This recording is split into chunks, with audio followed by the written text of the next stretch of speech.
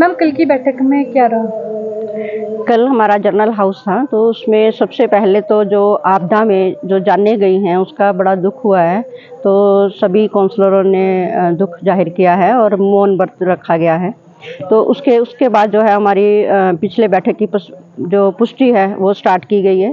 तो उसमें कुछ हमारे ऐसे मुद्दे जो हमारे फर्स्ट मीटिंग से चले आ रहे थे, इंक्वायरी के बावजूद जो डिसीजन पे पहुंचे हैं। जैसे हमारा यात्री निवास था, तो उसमें जो हमारी 6 दुकानें थी वो बिना परमिशन से, निगम की बिना परमिशन से उन दुकानों से छेड़छाड़ की गई है। 6 दुकानों का एक हॉल बनाया गया है।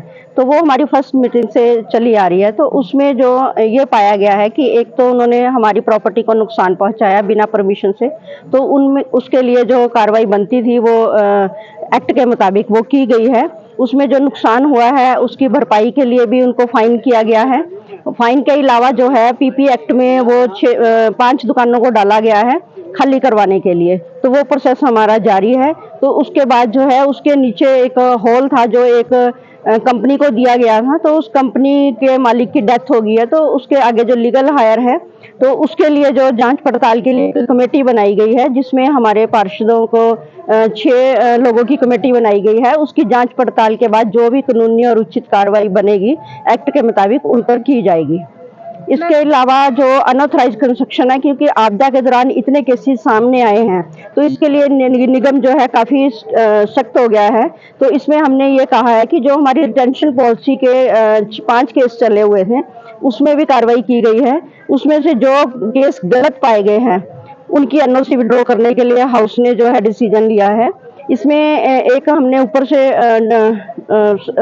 क्लैरिफिकेशन मांगी थी कि अगर कोई नीचे का ब्लॉक बंद करता है तो क्या वो ठीक है। तो ऊपर से हमारे को ये क्लैरिफिकेशन आई है कि नीचे का ब्लॉक बंद नहीं हो सकता है। उसमें जो है इन्होंने जो रिटेंशन पॉलिसी के तहत इन्होंने एक एफिडेविट दिया था कि हम ऊपर का ब्लॉक बंद करेंगे और समय आने पर 1 साल के अंदर अंदर हम उसको रिमूव कर देंगे। तो उस वजह से इनको जो है एनओसी दी गई थी। तो इन्होंने इस पे कोई कार्रवाई नहीं की है, ना इन्होंने ब्लॉक तोड़ा है, ना ऊपर का ब्लॉक बंद किया, नीचे के ब्लॉक बंद किए गए हैं। तो इनको भी यही कहा गया है कि एक तो एनओसी विड्रॉ की जाए, दूसरा जो भी उचित और कानूनी कार्रवाई एक्ट के मुताबिक बनती है वो इन पे अतिशीघ्र जो है की जाए। बीजेपी के पार्षद ने आरोप लगाया कि आपने कूड़े के बिल को फ्री बोला था और अब आप कूड़े का बिल है जो वो है वो बढ़ा रहे हो। नहीं, हम ना, ऐसा कुछ नहीं है।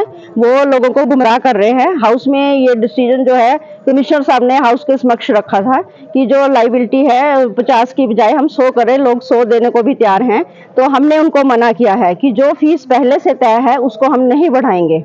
तो इसमें ऐसा कुछ नहीं है कि हमने जो है 100 करने के लिए प्रस्ताव रखा है। वो लोगों को गलत गुमराह कर रहे हैं। इसके अलावा हाउस में हमारे पार्क हैं, जैसे कि जवाहर पार्क है, चिल्ड्रन पार्क है, मोहन पार्क है और गंज बाजार का पार्क है, सन्नी साइड पार्क है। इसमें झूलों का प्रावधान किया गया था, जिसमें से हमने प्रायोरिटी पे चिल्ड्रन पार्क में झूले लगा दिए गए हैं बच्चों की सुविधा को देखते हुए। तो अब अगले जो हमारे टेंडर हो चुके हैं वो 1-2 दिन में टेंडर ओपन हो जाएंगे। तो ये सुविधा बच्चों को जो है पार्कों में मिलेगी झूलों के लिए। इसके अलावा जो हमारे अन्य वार्ड बचे हैं जिसमें कि पार्क की सुविधा नहीं है, अगर वहाँ बेंच लगाने की सुविधा है ताकि वहाँ पे बुजुर्ग लोग जो है बैठ सके, बच्चे बैठ सके, महिलाएं बैठ सकें, अगर कोई ऐसा स्पेस होगा तो वहाँ बेंचेस लगाए जाएंगे।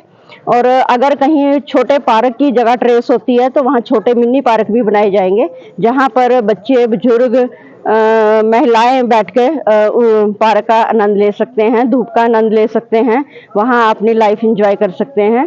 तो ये हमारे हाउस में जो है डिसीजन हुए हैं। इसके अलावा जो है सफाई के सौंदर्यकरण के लिए भी किया गया है। तो मैं लोगों से भी अपील करना चाहूंगी कि नगर निगम तो अपनी तरफ से पूरा दिल से कार्य कर रहा है कि सोलन शहर को सुंदर और स्वच्छ बनाया जाए, लेकिन इसमें जनता का सहयोग भी बहुत जरूरी है। क्योंकि हमने फाइन की प्रावधान भी रखा है कि अगर कोई खुले में कूड़ा फेंकता है तो उसको फाइन किया जाएगा। तो हम कर भी रहे हैं, पर लोग फिर भी नहीं मानते हैं। जैसे हमारा पॉइंट क्लियर होता है, गाड़ी कूड़ा वहां से उठाती है, लोग उसके बाद खुले में कूड़ा फेंक देते हैं। तो मेरा लोगों से भी आग्रह है कि कूड़ा जो है हमारे जो डोर टू डोर कलेक्शन के लोग आते हैं उनको ही दे। सड़क पे कूड़ा ना फेंके। अगर हमारा एम्प्लॉइज नहीं आता है तो कूड़ा घर पे रखें, नेक्स्ट डे उनको दें। जो कलेक्शन पॉइंट बनाए हैं हमने डोर टू डोर एम्प्लॉइज के लिए बनाए हैं, लोगों के लिए नहीं बनाए कि वो खुले में कूड़ा फेंके। कई बार वो बंद होते हैं, लोग उसके सामने ही कूड़ा फेंक देते हैं, जो कि कुत्ते और जो बंदर हैं वो कूड़ा खिलार देते हैं। तो मैं लोगों से यही अपील करूंगी कि नगर निगम का सफाई के उसमें पूरा सहयोग दें।